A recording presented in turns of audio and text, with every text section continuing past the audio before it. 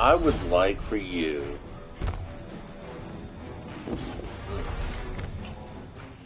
I would like for you to make an emote that would let people know we are on microphone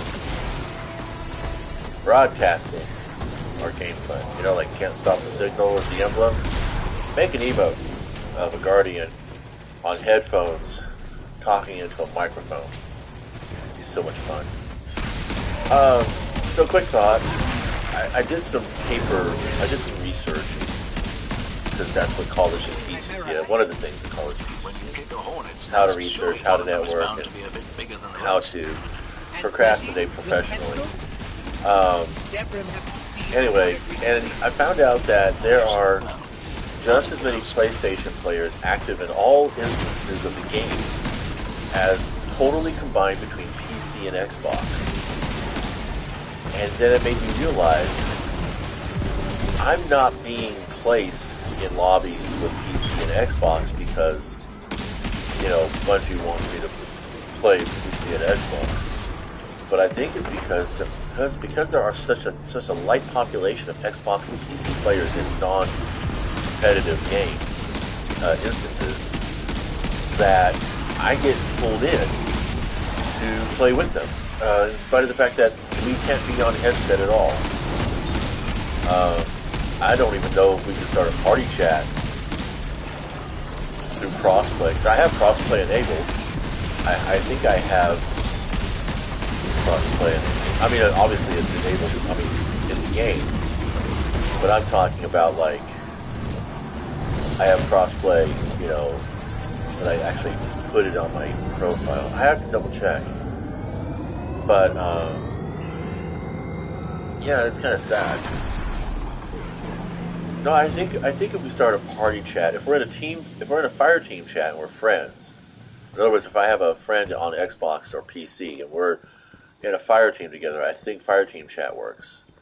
But otherwise, we'd have to start like a Discord, or I don't know what the audio version of that would be called. I don't do these kinds of things. I'm a very simple gamer. I don't like a lot of complexity in my games. I think complex strategies and tactics is a boon to gameplay. But when mechanics are so restrictive and persnickety, sorry, cut this off, it limits the diversity that you can have with combat tactics and, you know, play in general, because that's what play is really all about. Play is about exploring, you know, strategies and tactics in the game space. There you go, you get to do your res now. Oh look, no you can't. That Guardian was like pushing up behind me earlier, trying to resurrect this player. They're not even on a fire team. We're all solos here, which is fine. So, how did I lose my melee? That was weird.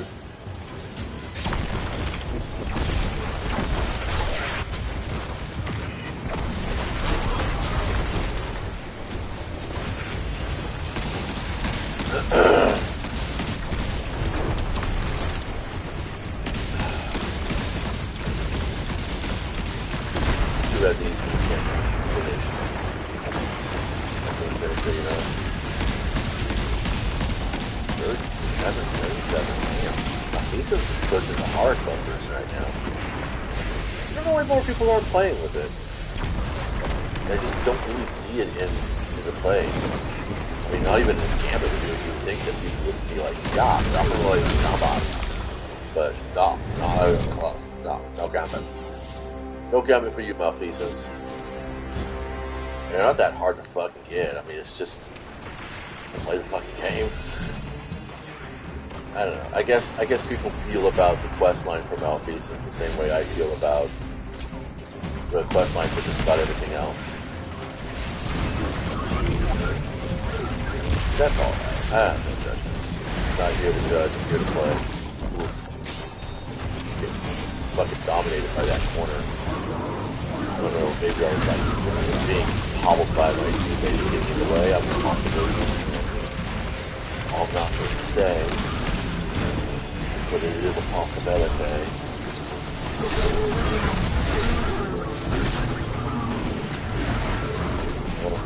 Come on.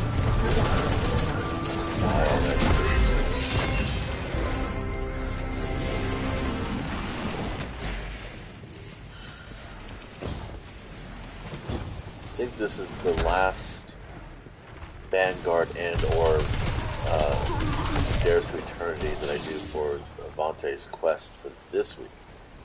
I think next week she gets a new quest. It's hard to believe that it's still only Thursday. It just feels, I don't know, for some reason it just keeps feeling like Friday to me, or Saturday. And it might be because I'm just excited. Next week we're going to be doing something cool. And I kind of just want to have it. Oh, I kind of want it to happen now. I think that's what the point is. Just being ridiculously impatient because that's who I am. Damn it, boy. I don't have stasis with my shit. Why does stasis keep getting in my way?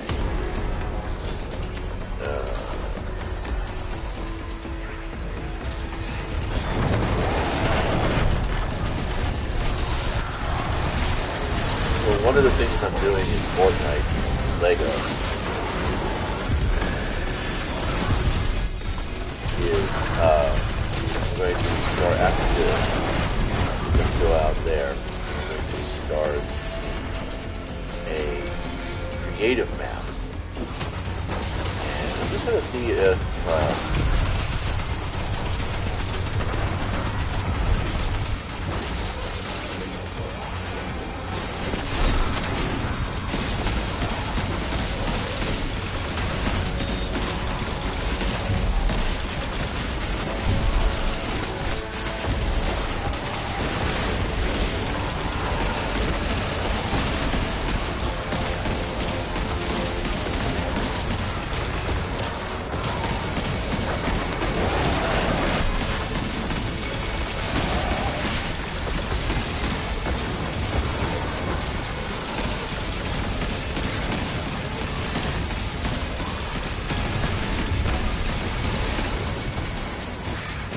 realize it's hard for me to conceptualize the idea of if you're on a taken strike operation, why wouldn't you play with the monsters?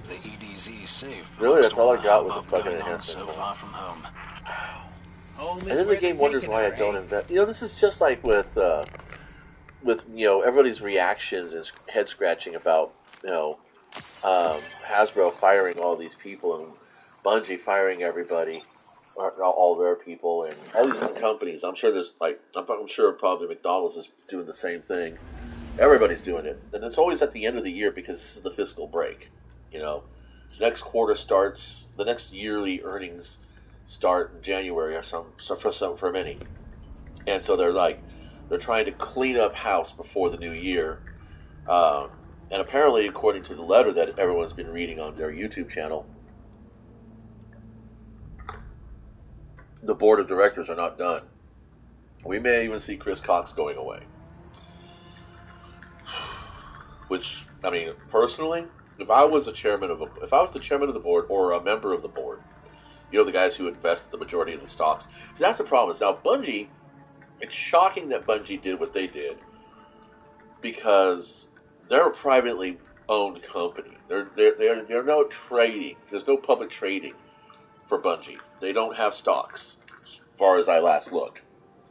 And a lot of people are saying that it's Sony's doing that, they're trimming the fat. But I think what it is that both these companies, both Hasbro and Bungie, just saw the horizon a little bit too close to what it really was. And this is because COVID, during 2019 to 2021, produced a market that was desperate for entertainment and social engagement. And if you can't do that outside, you're home a lot more. You have more free time on your hands. See, this is one of the things that a sociology instructor talked about. I cannot remember his name. But we talked about the basic progression try not to use the word evolution too much. The basic progression of a community as a society, because they are two separate things. You're a community if there's like two or more of you just gathered up doing the same kind of stuff. You all have similar mindsets about the processes of what you're trying to do. Like, having a Destiny raid is a community with they're engaging with each other. The Destiny community is diverse. That's why they say that our community is really diverse. That means that there's all these little separate groups that are working in a whole to produce content in the scope of the gameplay, not as YouTube content creators, mind you, or as game developers. We as the customers are influencing the growth of content by the things we engage with. And Destiny, like I mentioned earlier this morning, they have quest logs, not just so much to track all the shit you can do throughout your daily play, but also to encourage you to like explore places that you wouldn't that you may have done already, but the game doesn't remember that you did. I mean, I explored Europa, like I did all of Europa. I did all of the fucking everything up to this last expansion. I've done everything, and yet I'm still getting these things, these quest lines, and that's fine. I don't have a problem with it because it's easy enough to ignore them. The point being is that when you're desperate for community, you're desperate for that socialization, you're looking for outlets that would build that for you. And in the Hasbro sphere, there was Dungeons and Dragons and VTTs.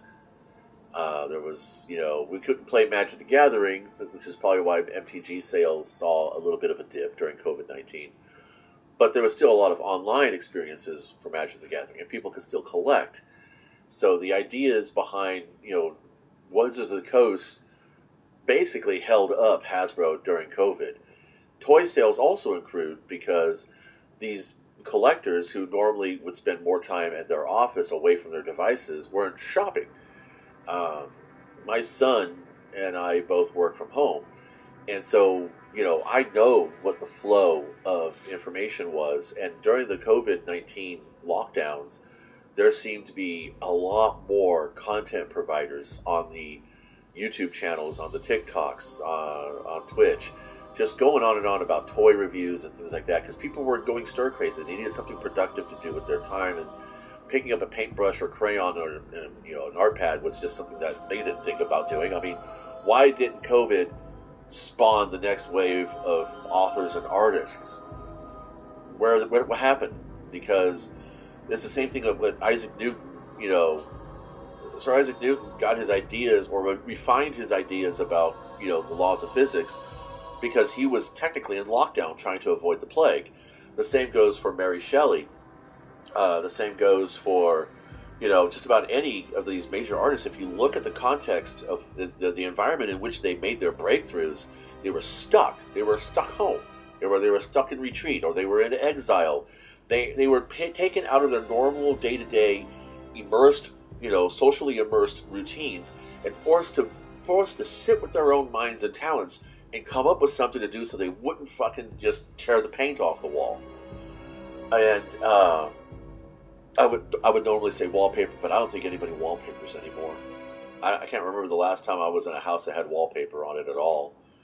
But the point being is that the toy and games market boomed during the lockdown seasons, because we were there in front of our devices trying to connect, and then there's all these little ads, and I was like, oh my god, there's these guys talking about toys, and hey, I remember Transformers when I was a kid.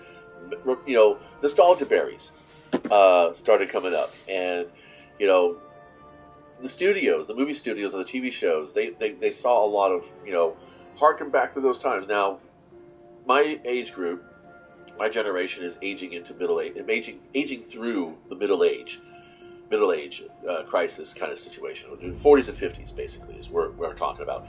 And then typically, in about 30 years, the 20-somethings listening to what I'm doing here are going to see a resurgence of Five Nights at Freddy's and Fortnite and TikTok memes and all kinds of stuff, because they'll be hitting their nostalgia. You really don't hit nostalgia in your 20s and 30s, and that's what Hasbro's making their problem with right now. They keep talking about how they want new customers, how they want new growth. but they keep marketing towards the 40s and 50-year-olds. Unfortunately, the 40s and 50-year-olds have the money. Now we don't have the money anymore because the saturation has been so high. For every one character in the IP for Hasbro, they've made 20 fucking different items for that, or around that character, or around that scenario, or that event, or that episode. Transformers alone, I think there's like, from what I remember my son talking about, there's Generation 1, which is like the original TV show, 1980s. There's a 90s 2000s variant. There's the Michael Bay verse. There's all these different scales. You have everything from a 3-inch tall version to its 12-inch tall version, and a Transformer that was like $8 to $10, 10 years ago is now pushing close to 20. Collectors are going, no, I don't have the money, and I sure as fuck don't have the space anymore because I've bought everything that came out over the last 5 years, and now there's no more room, and I have all this debt, and now I just want to get rid of it. So Hasbro's not seeing anything happen from the releasing of this product. On the other hand, people like myself who patiently wait for the secondary market to do its usual cyclic process is now able to pick up gently used, if not still in box but battered, product. It's like the same thing I did here with Destiny. When Lightfall first came out, everybody in my group was like, "Are you going to buy it?" And I said, "No, I think we're going to wait it out. I don't think I'm going to buy this expansion this year." And I didn't. I didn't buy the season passes. I didn't buy the expansions. Then a few weeks ago, Bungie released both the annual expansion and the season pass for $40. I was like, I'm in. I'm totally in. And that's what I've been doing for the last few days. So I guess my gist here is that pushing people back and forth, trying to punishing the fact that you hired all these people because there was this big surge of productivity and finances, and then now that surge has petered out, and it does. I don't understand what is the problem here. It's like this. It's like these 40-something, 30-something CEO, 40, 50-something CEOs, the guys in my generation and a little bit older. It's like they forgot that everything in the world around them goes in a flow, goes in a rhythm. There's highs and there's lows. And the whole key to benefiting off of that, being a trader, a stock trader or whatever, is all about okay, I'm seeing these trends happening. These are the same trends that showed that $150 stock price, from 3 years ago, 5 years ago, is now only going to be worth $50. That's Hasbro, dude. Maybe 100. I think I might have overestimated. I was overly generous. 5 years ago, their stocks were about $100. Now they're like $50. That's a lot. And that drop didn't happen over the span of those years. It happened almost instantaneously. This 2023 has been just 2023 has just been everybody waking up. Yeah, well, and that too. Everything going on in the world. I mean, we're looking at, because of TikTok, because of Twitch, because of channels like myself who just get in here and rubber duck on random thoughts passing through my brain, things like that. Everyone's realizing that what you're spending your luxury time on should matter more. And because that's really what the core is. It's not about whether or not you can afford a luxury financially. Is that, can you afford the luxury emotionally and logistically? Is it part of? Can you put that luxury in your time? Do you make time for that? And if you're making time for a luxury experience or a luxury service or product, shouldn't you be making that time with the things that are really the luxury, which is having family and friends and co-workers, right? Face red, heart shape. I don't know what that means. I have no context for that. Sorry, you're talking to somebody who was born with the boomers. That's also a strange thing too. Is that in generations past, there was a really clear divide between the older crowd and the younger crowd, and that was typically the crowd that was in the middle of those. But now, because we have such broad coverage of socializing. We have all this internet, bringing us together and connecting us and ideas, that the gap between, your grandparents, your parents, yourself, and your kids, it's not that wide anymore. In fact, it practically doesn't even exist. I oftentimes forget that my kids are experiencing the world that I didn't have to experience when I was their age, but I'm experiencing with them right now.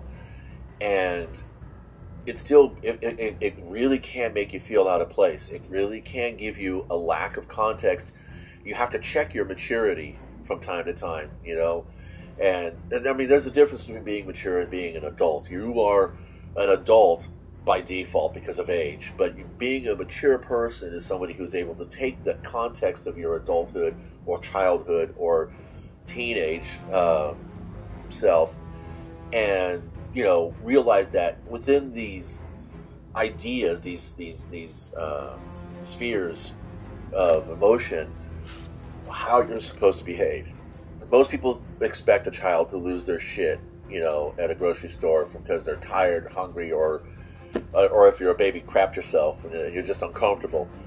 Most people won't really take a teenager, fussing out. And I don't know anybody who's going to look at an adult who's, getting frustrated because they can't figure out what's the difference between, 20% less product for 25% more price because it's 10% healthier for you. Them going, because I've seen it. I've seen it all in one day, grocery shopping one afternoon. I heard a baby crying way off in the back of the store, and I was like, oh, that was somebody who's either hungry, tired, or needs a change, or all three. Now, I heard a couple of teenagers grumbling and, not like arguing and fighting with them, but just grumbling behind their parent as they're, shopping for their groceries, fussing over, who gets to choose what based on the budget. And then I heard a couple of adults, I mean, just that not really, you couldn't really hear them, but you could like sense it because they're right there in front of me. You can see the shoulder position, the arms are up and clenched in, the legs are at a broad stance, and they're staring at each other and they're talking, but you can tell the words are just like this, and they're just they're getting closer and closer and closer. And I like turned around and said, fuck it, I could wait for bread later. So, now with everything happening the way it is, no one's really putting out any empathy. So when a company like Hasbro dumps 20% of their workforce in the holiday season, so they do this so they can make their books look better before the next fiscal break happens or fiscal cycle happens, is just trash. It is callous, it is insensitive, it is everything that gamers and people who play and people who are in a play industry should not be doing. And we're talking about toys here and games, things that you don't really need to do or have to do, but is enriching for you, that is meant to give you an outlet, that is meant to give you an opportunity to explore things, and it's befuddling. Anyway, that's my dump for the day. 23 minutes of me just fucking waxing lyrical here. If you did stop by, thanks for doing so. In the meantime, to quote my clan's motto, be the example and not the exception. Be well, play well, be nice, and play nice. Don't forget to play.